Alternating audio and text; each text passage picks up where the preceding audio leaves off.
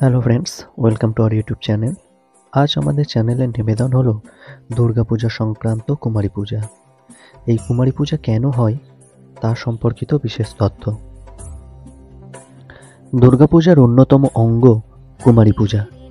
সাধারণত অষ্টমী বা নবমী তিথিতে বহু সাড়ম্বরে কুমারী পূজা হয়ে থাকে।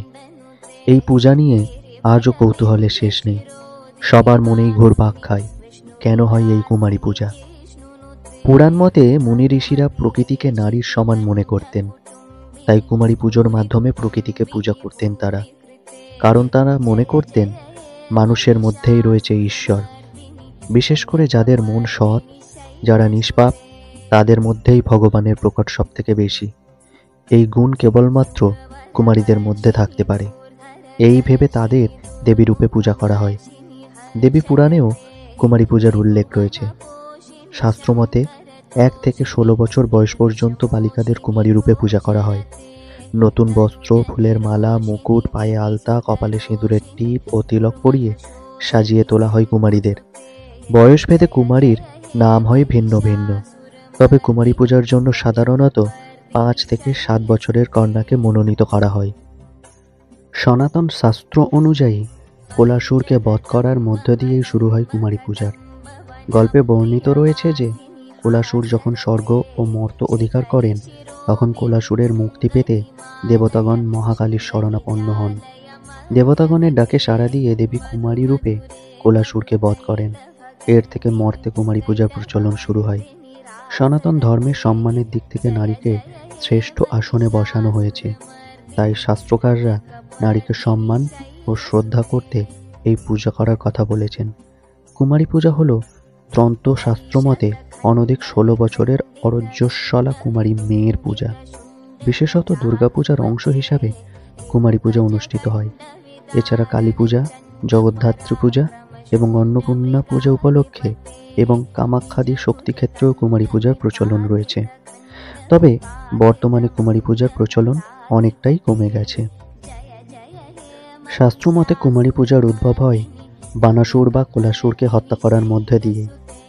উল্লেখ্য, কোলাসুর নামক অসুর একসময় স্বর্গ মর্ত অধিকার করে নেয়। কোলাসুর স্বর্গ ও মর্ত অধিকার করায় বাকি বিপন্ন দেবগণ মহাকালীর শরণাপন্ন হন। সে সকল দেবগণের আবেদনে সাড়া দিয়ে দেবী মানবকন্যা রূপে জন্মগ্রহণ করে কুমারী অবস্থায় কোলাসুরকে হত্যা করেন। পুনর্জন্মে কুমারী রূপে কোলাসুরকে বধ করেন। এরপর থেকেই মর্তে কুমারী পূজার প্রচলন শুরু হয়। প্রতি বছর দুর্গা দেবীর মহাষ্টমী পূজা শেষে কুমারী পূজা অনুষ্ঠিত হয়। মতান্তরে নবমী পূজার দিনও এ পূজা অনুষ্ঠিত হতে পারে।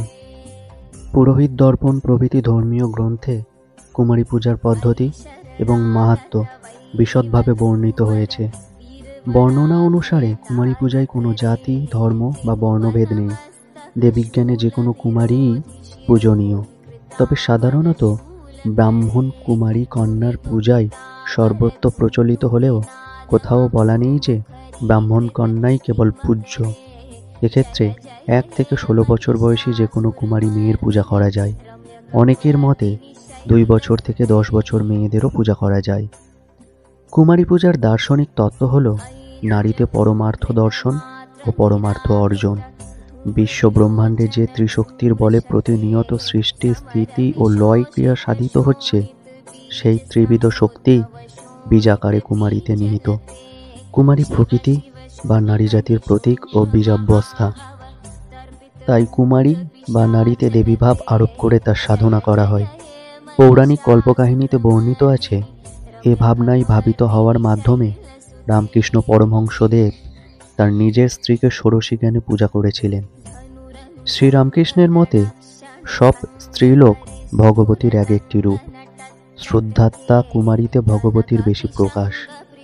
দুর্গাপূজার অষ্টমী বা নবমীতে সাধারণত 5 থেকে 7 বছরের একটি কুমারীকে প্রতিমার পাশে বসিয়ে পূজা করা হয়। চণ্ডীতে বলা হয়েছে, যা দেবী সর্বভূতেষু মাতৃরূপেণ সংস্থিতা নমস্তাস্যৈ নমস্তাস্যৈ নমস্তাস্যৈ, মধ্য দিয়ে মায়ের রূপ। হিন্দু ধর্মে বলা হয় দেবকী কুমারী প্রতীকে হিন্দুদের মাতৃরূপে অবস্থিত। সর্বব্যাপী ঈশ্বর এই মাতৃভাবে আরাধনা করার জন্য কুমারী পূজা করা হয়। আবার কুমারী পূজার মাধ্যমে সৃষ্টির সেরা জীব মানুষ নিজেকেই শ্রদ্ধা জানান। কুমারী পূজা 1901 সালে স্বামী বিবেকানন্দের হাত ধরে বেলুড় মঠ থেকে শুরু হওয়া বাঙালি হিন্দুদের দুর্গাপূজার এক অবিচ্ছেদ্য অঙ্গ।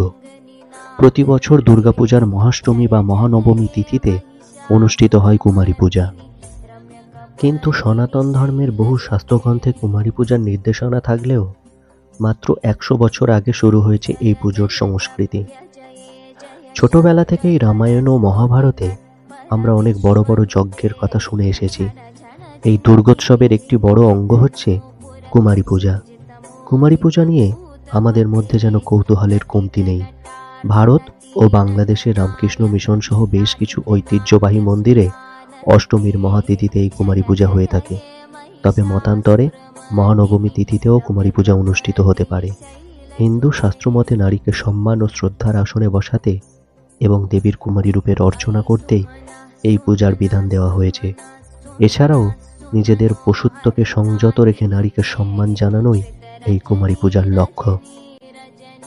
মনুসংহিতায় বলা হয়েছে, যেখানে নারীরা পূজিত হন সেখানে দেবতারা প্রসন্ন, যেখানে নারীরা সম্মান পান না সেখানে সব কাজই নিষ্ফল। আবার মহাদেব যোগিনী শাস্ত্রে বলেছেন, শতকোটি জিহ্বাই কুমারী পূজার ফুল ব্যক্ত করতে পারবো না। কুমারীরা শুদ্ধতার প্রতীক হওয়ায় মাতৃরূপে ঈশ্বরের আরাধনার জন্য কুমারী কন্যাকে নির্বাচন করা হয়। সাধারণত অষ্টমী বা নবমীতে কুমারী পূজা করা হয়। দেবী পুরাণে কুমারী পুজোর সুস্পষ্ট উল্লেখ রয়েছে। শাস্ত্র অনুসারে সাধারণত 1 থেকে 16 বছরের অজাত পুষ্প সুলক্ষণা কুমারীকে পূজার উল্লেখ রয়েছে। ব্রাহ্মণ অবিবাহিত কন্যা অথবা অন্য গোত্রের অবিবাহিত কন্যাকেও পূজা করার বিধান রয়েছে। শ্রীরামকৃষ্ণ বলেছেন, শুদ্ধাত্মা কুমারীতে ভগবতীর প্রকাশ। কুমারী পূজার মাধ্যমে নারী জাতির প্রতি শ্রদ্ধা জ্ঞাপন করা হয়। 1901 সালে স্বামী বিবেকানন্দ কলকাতার বেলুড় মঠে 9 কুমারীকে পুজো করেন। তখন থেকে প্রতি বছর দুর্গাপুজোর অষ্টমী তিথিতে বেলুড় মঠে মহা ধুমধাম করে এই পুজোর প্রথা চলে আসছে। এছাড়াও কালী পূজা, জগদ্ধাত্রী পূজা এবং অন্নপূর্ণা পূজা উপলক্ষে এবং কামাখ্যাদি শক্তিক্ষেত্রেও কুমারী পূজার প্রচলন রয়েছে। মাদুরাইয়ের মীনাক্ষী দেবী মন্দিরেও কন্যাকুমারীতেও মহা ধুমধামের সঙ্গে কুমারী পূজা হয়। কথিত আছে, কুমারী পূজা ছাড়া হোমযজ্ঞ করেও দুর্গাপূজার সম্পূর্ণ ফল পাওয়া যায় না। কুমারী পুজোর আগে সাধক কুমারীকে নতুন বস্ত্র, ফুলের মালা ও মুকুটে সাজান, পায়ে আলতা, কপালে সিঁদুর ও তিলক সৌন্দর্যে রাঙিয়ে তোলেন। বয়সের ক্রমানুসারে পূজাকালে এই সকল কুমারীদের বিভিন্ন নামে অভিহিত করা হয়। 1 বছরের কন্যাকে বলা হয় সন্ধ্যা, 2 বছরের কন্যা সরস্বতী, 3 বছরের কন্যা ত্রিধামূর্তি, 4 বছরের কন্যা কালিকা, 5 বছরের কন্যা সুভগা, 6 বছরের কন্যা উমা, 7 বছরের কন্যা মালিনী, 8 বছরের কন্যা কুষ্টিকা, 9 বছরের কন্যা কালসন্দর্ভা, 10 বছরের কন্যা অপরাজিতা, 11 বছরের কন্যা রুদ্রাণী, 12 বছরের কন্যা ভৈরবী, 13 বছরের কন্যা মহালক্ষ্মী, 14 বছরের কন্যা পীঠনায়িকা, 15 বছরের কন্যা ক্ষেত্রজ্ঞা, 16 বছরের কন্যা অন্নদা বা অম্বিকা নামে অভিহিত করা হয়। হিন্দু শাস্ত্রে এসব নাম জগৎমাতার স্বরূপের এক একটি গুণ প্রকাশ করে। প্রায় সর্বজাতীয় কুমারী কন্যাকেই কুমারী রূপে পূজা করা যেতে পারে। তবে কুমারী পূজার জন্য সাধারণত 5 থেকে 7 বছরের কুমারী কন্যাকে মনোনীত করা হয়। সপ্তমী তিথির শেষে এই কুমারী পুজো শুরু হয়। সপ্তমী, অষ্টমী এবং নবমীর দিন মেয়েদের 9টি দেবীর রূপ হিসাবে পূজা করা হয়। মেয়েদের পা ধুয়ে তাদের মা দুর্গার সম্মান দেওয়া হয়। এটা বিশ্বাস করা হয় যে মা সেই ভক্তদের আশীর্বাদ করেন যারা সুখ এবং মন দিয়ে এই কুমারী পূজা করেন। সকল শুভকর্মের ফল পেতে কুমারী পুজো করা হয়।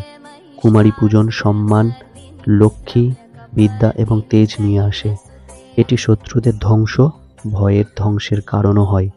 দেবী যতটা কুমারী পূজায় সন্তুষ্ট হন ততটা জপ ও তপে সন্তুষ্ট হন না। দুর্গাপুজোর অষ্টমী তিথি মানে সকালে উঠে স্নান সেরে নতুন জামা কাপড় পরে অঞ্জলি দেওয়ার দিন। সকলেই বেশ নিষ্ঠা ভরে এই দিনটিতে মায়ের আরাধনা করে থাকেন। তবে এই দিনের আরেকটি অন্যতম অঙ্গ কুমারী পূজা।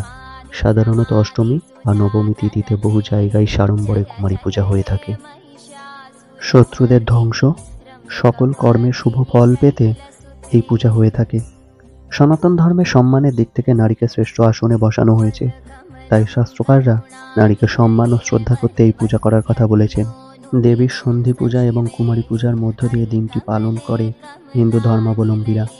কুমারী বালিকার মধ্যে শুদ্ধ নারীর রূপ চিন্তা করে তাকে দেবীজ্ঞানে পূজার নামই হলো কুমারী পূজা। পরিণত বয়সের নারীর চাইতে একজন কুমারী নারীর হৃদয় হয় অধিক সরল, কারণ সে সংসারের যাবতীয় চাপ থেকে মুক্ত হয়। এই কারণে তার মনের মধ্যে কোনো রকম জটিলতাও থাকে না, তাই তাকে ঈশ্বরের প্রতীক রূপেই অষ্টমী তিথিতেই পূজা করা হয়। সবশেষে জানাবো কুমারী পূজা করলে কি কি লাভ হতে পারে। কুমারী পূজা করলে বিঘ্ন, ভয় দূরে চলে যায়। এই পুজোর অনুষ্ঠানকারীর ক্ষতি শত্রুতে করতে পারে না, অর্থাৎ শত্রু ভয় কেটে যায়। কঠিন রোগ থেকে মুক্ত হওয়া যায়। এই পুজো করলে গ্রহের অশুভ প্রভাব কেটে যায়। এই পুজো করলে সকল দুঃখ নাশ হয়। বিদ্যা লাভ ও ধন প্রাপ্তি হয়। এই পুজো করলে সৌভাগ্য লাভ হয় ও যশ, ভাগ্য সবকিছু ফেরে। এই পুজো করলে দারিদ্র নাশ হয়। আজ আমাদের চ্যানেলের নিবেদন ছিল কুমারী পূজা কি ও কেন করা হয়। ভিডিওটি কেমন লাগলো অবশ্যই কমেন্টে আপনাদের মূল্যবান মতামত জানাবেন। এছাড়া ভিডিও যদি ভালো লেগে থাকে লাইক করবেন। ভিডিও আরও ভালো লেগে থাকলে পরিবার ও বন্ধুদের মাঝে শেয়ার করবেন। চ্যানেলে নতুন হলে তাহলে চ্যানেলটি সাবস্ক্রাইব করে আমাদের পাশে থাকবেন। দুটো চ্যানেলের সাথে থাকবেন, দুটো চ্যানেলের পাশে থাকবেন। দেখা হচ্ছে খুব শীঘ্রই নতুন পর্ব, নতুন ব্লগ নিয়ে। ততক্ষণ জুড়ে থাকুন আমাদের দুটো চ্যানেলের সাথে।